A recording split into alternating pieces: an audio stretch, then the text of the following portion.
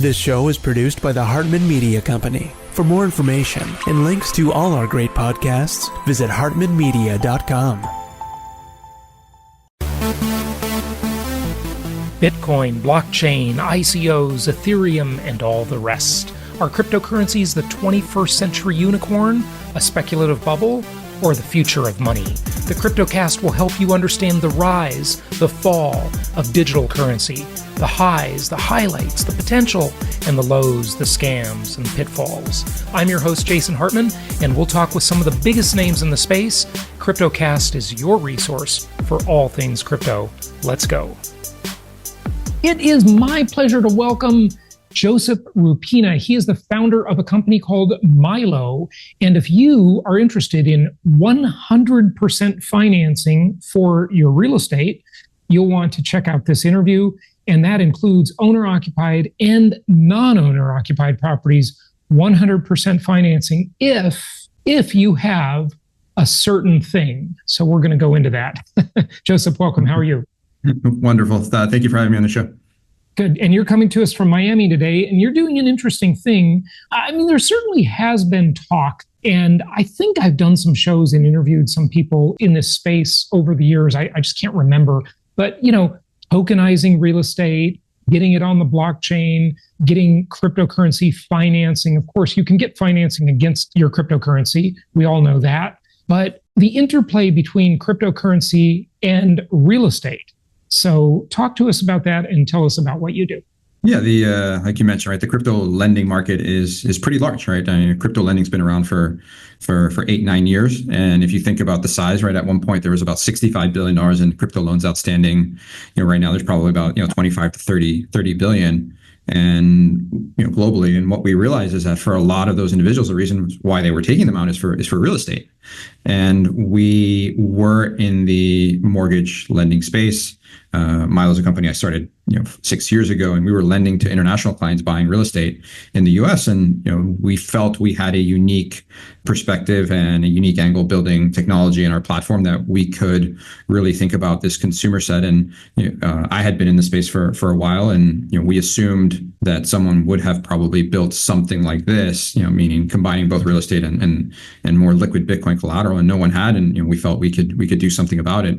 And a few years ago, we built the first crypto mortgage offering, and we're able to sort of combine the benefits and nice features of real estate and a stable collateral, as well as the liquidity of Bitcoin, and bring both of them together and be able to help people finally buy homes, because so many of them hadn't bought homes because they refused to sell their Bitcoin. And honestly, that's one of the reasons why their assets have grown so much, because they've been fortunate to hold Bitcoin, right, for 10 years plus. I'm curious. I know you'll do mortgage lending, or I don't know if we should even call it a mortgage. Is it a credit line? Well, it is a mortgage because it's leaned against the property, and it's also leaned against Bitcoin or Ethereum. Correct. Do you loan just against the cryptocurrency only with no real estate in the deal? We do have that product as well. So we will do just crypto loans. That is one of the things that our customers started asking us, because the crypto mortgage, Bitcoin mortgage, it's very specific if you want to buy real estate. But a lot of individuals wanted to do home improvements. They wanted to potentially get down payment financing and get a mortgage with somebody else. And we could solve those pain points for them, given that our product is trust, right? Is making sure that when someone comes to us and they want financing, we give them the dollars that they need, but we make sure that their collateral is protected with our qualified custodians, Coinbase and BitGo. So that's very, very important. So, we expanded that offering. We felt that there was a need for it, and we felt we could do a good job, and we've been offering that now. So I think that'll be a good lead up to talking about the way you finance real estate. We'll get to that in a moment. But I want to first ask you, just let's peel away the real estate for a moment and talk only about crypto financing. So you'll finance Bitcoin. We also finance Ethereum? Yes, we do. Okay. The majority of our transactions have been mostly Bitcoin, though. Okay, great. And tell us about your financing those. I mean, how much leverage will you give me against my Bitcoin, and what are the terms of that loan? Yeah, the crypto loan, it's really a secured loan. If someone wants to be able to borrow $100,000, there's not going to be this extensive underwriting process or credit check or income verification like you would have in a personal loan. It's really based off the fact that you do have Bitcoin. So if you want to borrow, it's an asset-based loan. It's asset-based loan. you need Sure. you want 100,000. We're going to need $200,000 worth of Bitcoin, 2 times the amount of the collateral, and we can disperse 100,000 to you within the same day. There's not a lot of underwriting that goes into it. Yeah, it's really quick and simple. So basically, it's a 50% loan to value ratio on Bitcoin, right? Correct. Is it the same on Ethereum? Yeah, the same. Okay. So 50%. So, one of the reasons we love real estate is because we can get much higher leverage than that. But tell us, before we move on to the combining real estate with it, tell us about the terms of that loan. So, I've got $200,000 in Ethereum or Bitcoin, for example. I want to get 100,000. You can give it to me quick. That's great. Yep. You're going to custody my cryptocurrency with, say, Coinbase or what's the other one? Bitcoin. Okay. So you're going to custody it there.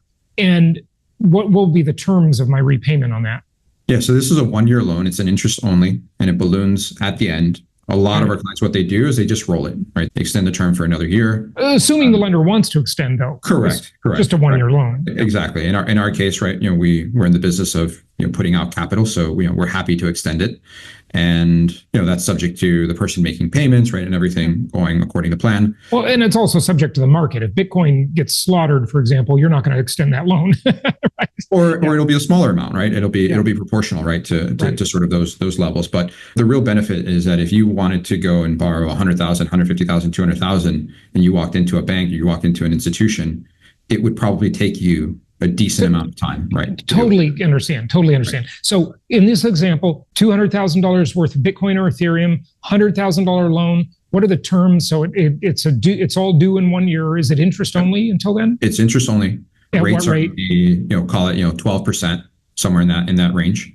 And you make monthly payments and balloons at the end, right? So okay, great. So that's pretty equivalent to a hard money loan. That would be the way a hard money loan structure is, just on crypto instead of. It is. I think that the unique thing is, if you're doing a hard money loan, right, you're going to have closing costs, you're going to have title fees, you're going to have recording fees, right? You're going to have all these other elements. In this, you're not going to have any of that.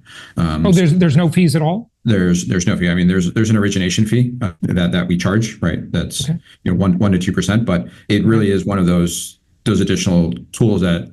We've seen some of our real estate investors use this to be able to buy land or buy other things that are part of the finance, right? Okay, so it's basically 12% plus 1 or 2 points. Correct. Is what you're saying. Okay, great. Right. And what happens though, say that Bitcoin, that $200,000 worth of Bitcoin or Ethereum, say it goes to 50,000. So it's underwater, this loan, right? And now the lender is starting to get anxious because the deal's underwater. Can you call that loan? Yeah. There's going to be a level where the client would need to post more collateral or reduce the loan balance. So it's a margin call, basically. Correct. So that's the trade-off, right? Because there's no other collateral or other sort of recourse, right, to pay down the loan. That you're really looking to the Bitcoin collateral, right, to be able to mitigate some of these events. Yeah. Okay. And is it personally guaranteed, or is it just the collateral? Nope, it's just collateral. Yeah. There's no personal guarantee, but a margin call. And if you don't make the margin call, you take the collateral, but you pay down. You pay down the loan, and then you return the remaining collateral back to the borrower. Okay, but let's just take this example before we get to the real estate. Right, the collateral was worth 200,000. It went to 50. And say that's 3 months. So the margin call would be if the collateral is worth 133,000, right? So there would be the loan amount was 100, right? So it's going to go down by a level that still is in excess of the loan balance, and then the remainder from that to the loan balance will be returned to the client. So in other words, you've got about a 35, give or take, % margin. The margin call happens when you're not even underwater yet. Correct.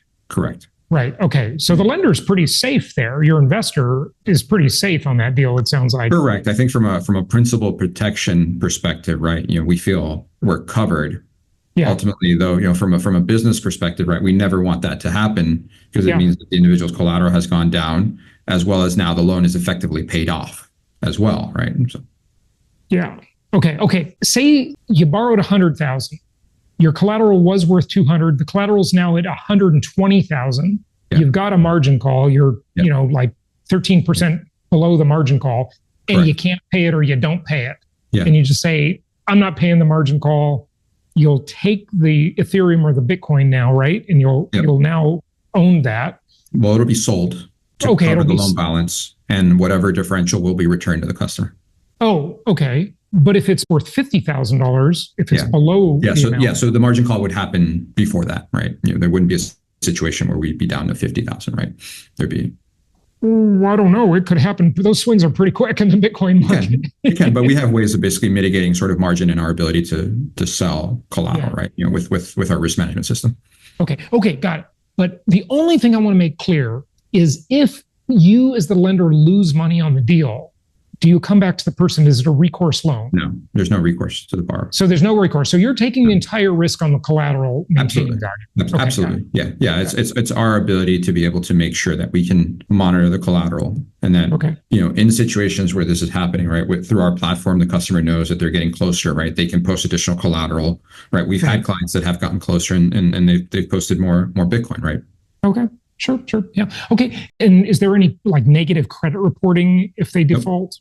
Nope. Okay. No, there's not. Okay, good. No, the recourse is to the Bitcoin, right? So for some individuals, right, that is a very big plus, right, for them to be able to borrow large sums of money relatively quickly without, a very broad type of credit underwriting. Yeah. What I'm kind of thinking in the back of my mind, and I think a lot of people are thinking this, when I first heard about Bitcoin when it was $74, and I should have bought more, right? Okay. I loved the idea.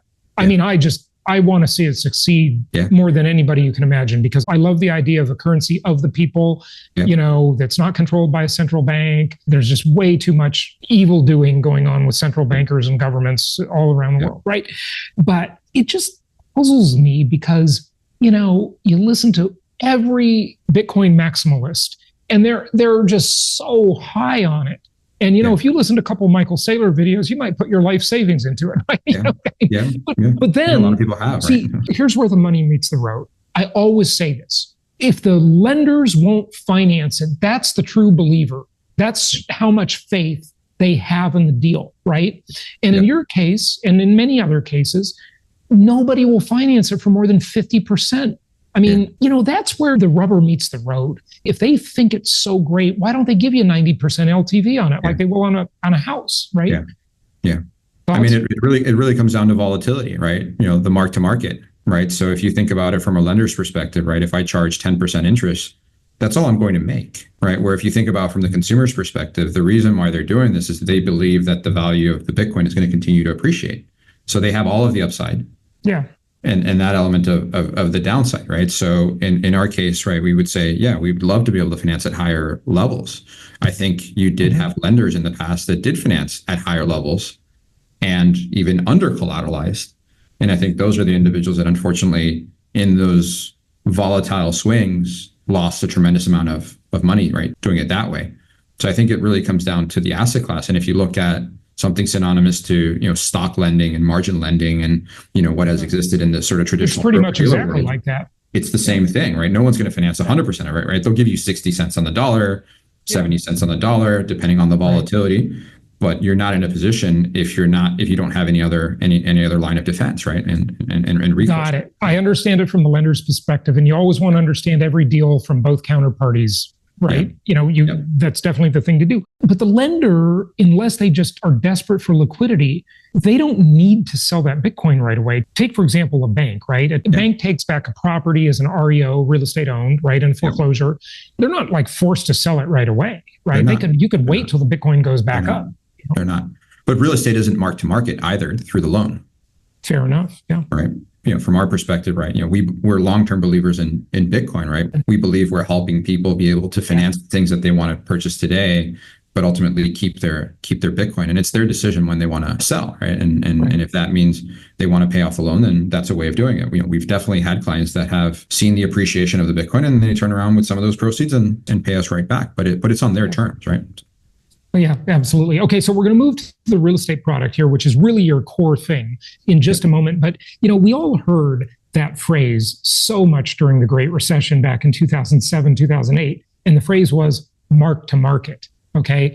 And so is that mark to market required of you as a lender, where that's putting pressure on you as a lender that if you take those assets back, you got to sell them right away. You can't just hold them and hodl like any Bitcoin investor would, right? Yeah. I mean, I think there is that possibility, right? It just depends sort of what your capital basis is, right? And what type of risk you want to take, right? And in our case, right, we're taking borrower risk, their ability to pay, and, we are lending at higher loan amounts than perhaps a conventional, mortgage would entail, at least, in today's day and age. So we need additional collateral for that. As a company, we do hold Bitcoin, right? We do own Bitcoin, but we are also very, very clear that the Bitcoin that we hold, that is our clients, is a liability to us, right? It is their asset. Like right? a bank. Yeah, sure. Correct. Understood. Right. Because you have to give it back at the end of the loan. Correct. Right? But the loans are an asset to you, just like a bank. They are an asset. Absolutely. Yeah. They're an asset, right? And I think that element of being able to combine, real estate collateral, which more or less what it's worth, with the combination of Bitcoin, right, creates a very interesting profile, right? Combined profile. Okay. So the main product that you offer that we really want to talk about today is 100% financing on real estate. So what that requires, and just correct me if I'm wrong on any of this stuff, but I want to just outline it for the listeners, is take, for example, you want to buy a $1 million property. You need $1 million worth of Bitcoin or Ethereum and $1 million property. Yep. And they will both be liened, and you'll finance 100% of that deal. But you need $2 million in collateral. Normally just the property is the collateral for the lender. And they might loan you, 90% if you're owner occupied, 80% if you're non-owner occupied. So you'll get an $800,000 loan, and you'll only have $200,000 in the deal. In your example, you need to have $1 million in the deal. Fair? Well, they have $1 million of collateral from a Bitcoin perspective, but they still continue to own it, right? As an asset, right? As long as they pay the loan, Correct, exactly. So in a traditional deal, right, you're going to have someone that has contributed 20 or 30% down, right? So they've got that element, or 10%, or 10%, or 3.5% if it's FHA, Correct. Yeah. I mean, FHA, think about it, folks. In some cities, FHA loan limits are above $1 million. FHA is not for the poor. Okay. I mean, $1 million still buys you a decent home. Okay. In most places. Yeah. But then you also see where the greatest amount of severity is, where people are not able to pay for their mortgages, right? It tends to be in those very same mortgages, right? Right. Yeah. Okay. Got it. So we come to this transaction with $2 million worth of collateral, $1 million property, $1 million in Bitcoin or Ethereum, and we can finance 100% without selling the crypto assets. Okay, so we get to keep that and the future appreciation, hopefully, if it happens, on that. Does that have on that $1 million of crypto? Now, this is a real estate deal now. It's not like we talked before just about strictly crypto financing. Is there a margin call element in that one as well? There is, if it goes down, but the amount that it could go down is significantly greater, because now we also do have the real estate, which allows us to basically give them more room where that collateral could drop well over 65% from that starting value, right? So that $1 million could go all the way down to $350,000, where then we would ask them to post more collateral. Okay, so the margin call is never on the real estate, though, it sounds like. Correct. It's only on the crypto. It's only on the crypto side. Correct. Because you can't, So if the real estate goes down in value, you're not going to say real estate. Yeah. You couldn't do a partial liquidation of real estate. What does that mean? So we couldn't sell a portion of the home to someone else. Right. Okay. That's what I thought you meant. Yeah. Okay. So if the house goes, say there's a terrible real estate crash and the house goes to 700,000. Yeah. But the cryptocurrency is still at $1 million. No margin call, fine. Right? We're still fine. No. Okay. But if the cryptocurrency goes down by, 70%, and now it's worth 300,000 instead of $1 million. Correct. We've got a margin call. Yeah. There would be a request for additional collateral, or reduce the loan balance, right? Which is an option. Yeah. Okay. Either one. Okay. And these loans, in terms of the terms, they're similar to a Fannie Mae deal, except the rate is higher, right? They're a 30-year amortized loan. They're 30-year, interest only, and then for the first, interest only. They're going to be interest only, and then they're going to amortize, and then after that, the rates are going to be a couple percent higher than a conventional rate of 7%, right? We're going to be somewhere in the 9s. So the rate's going to be a little bit higher, but well within the limits of something that is more of like a hard money loan, right? Which is going to be somewhere in the 12s and 13s. Right. So it's cheaper than a hard money loan. It's more expensive than a Fannie Mae loan for sure. It's more expensive than a DSCR loan even. It's around 9%. And when you say it's around that rate, it's because you do some underwriting on the credit and the other assets the borrower has, right? Correct. We're going to look at that. Obviously, we lend across a lot of states across the US. There's different property types, right? There's different variables that come into that more dynamic rate pricing, right? That we look at, right, as variables. Yeah, yeah. And do you do every state? Not every state, but roughly about 40 states we're lending. Okay, so 10 that you don't do.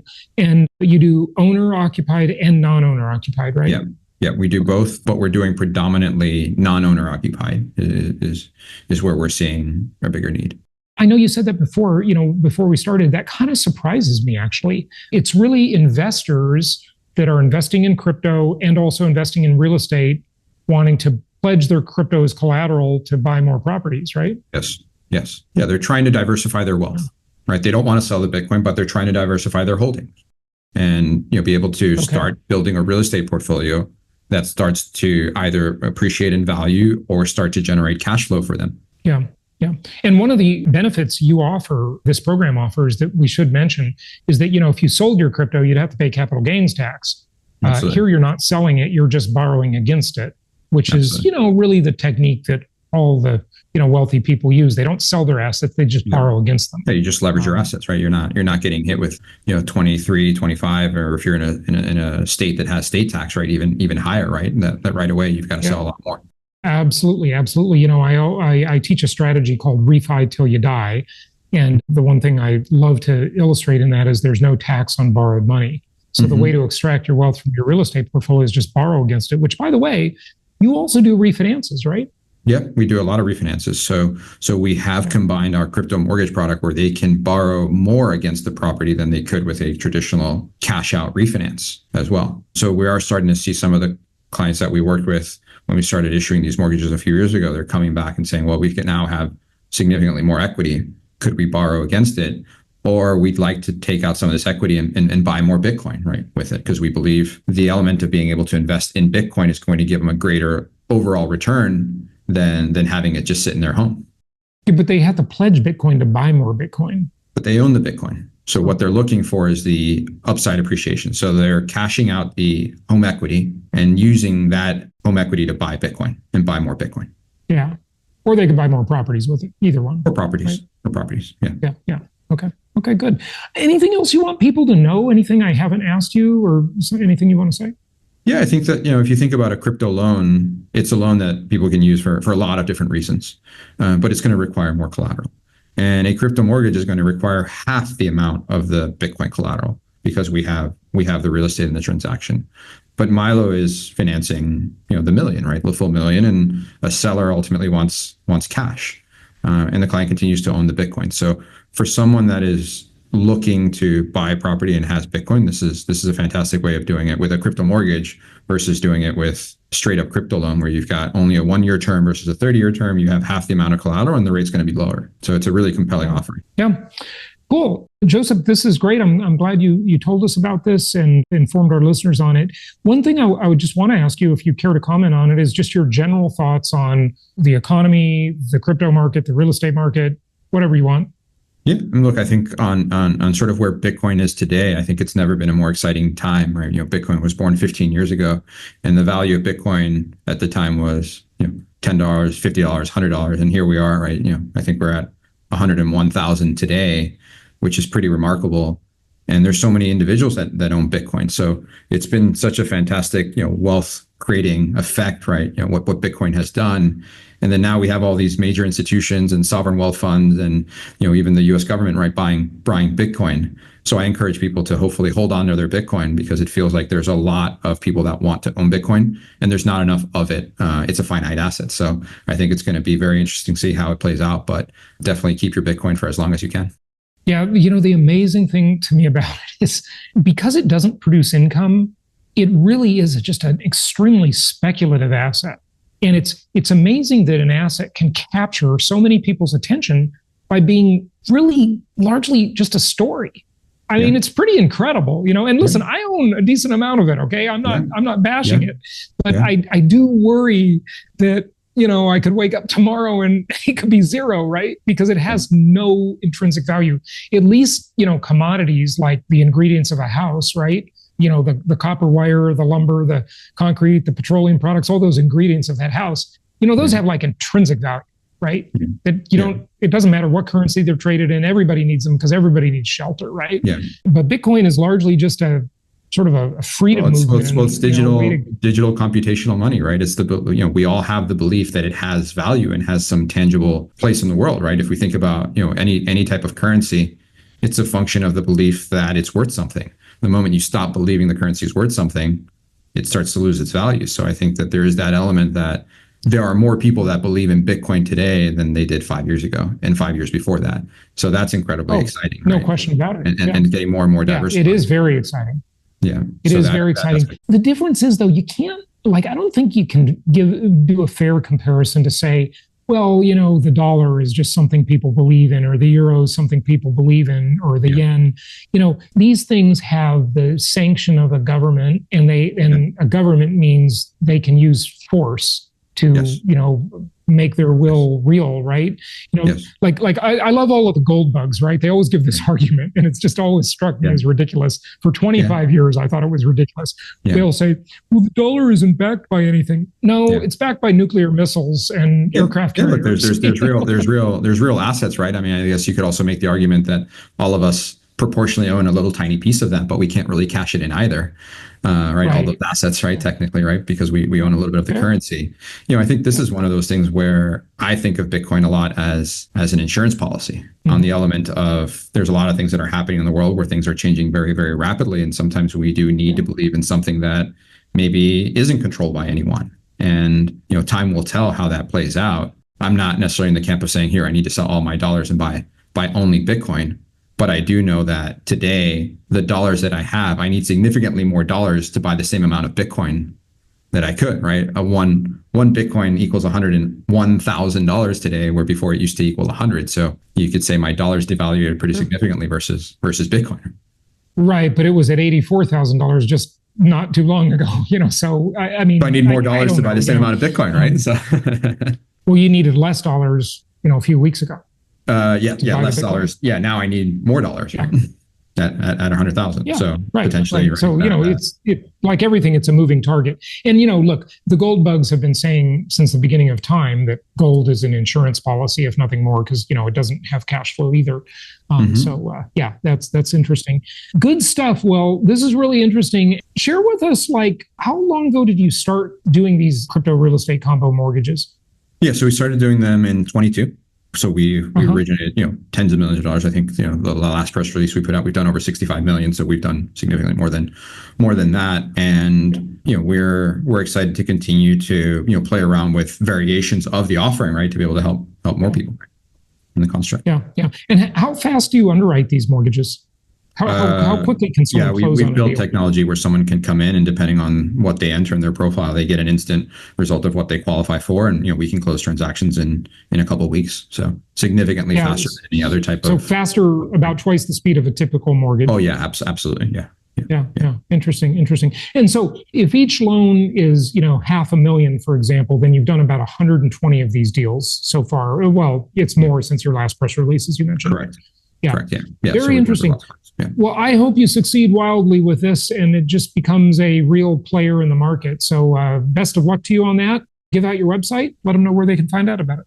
Yeah, wonderful. Yeah, thank you for that. Our website is milo.io. You can also find us on X and Twitter and on LinkedIn and other social platforms. And then if you want to send us an email, it's loans with an S at milo.io. Josip Rupena, thanks for joining us. Thank you for having me. Thank you so much for listening. Please be sure to subscribe so that you don't miss any episodes. Be sure to check out the show's specific website and our general website, hartmanmedia.com, for appropriate disclaimers and terms of service. Remember that guest opinions are their own, and if you require specific legal or tax advice or advice in any other specialized area, please consult an appropriate professional. And we also very much appreciate you reviewing the show. Please go to iTunes or Stitcher Radio or whatever platform you're using and write a review for the show. We would very much appreciate that. And be sure to make it official and subscribe so you do not miss any episodes. We look forward to seeing you on the next episode.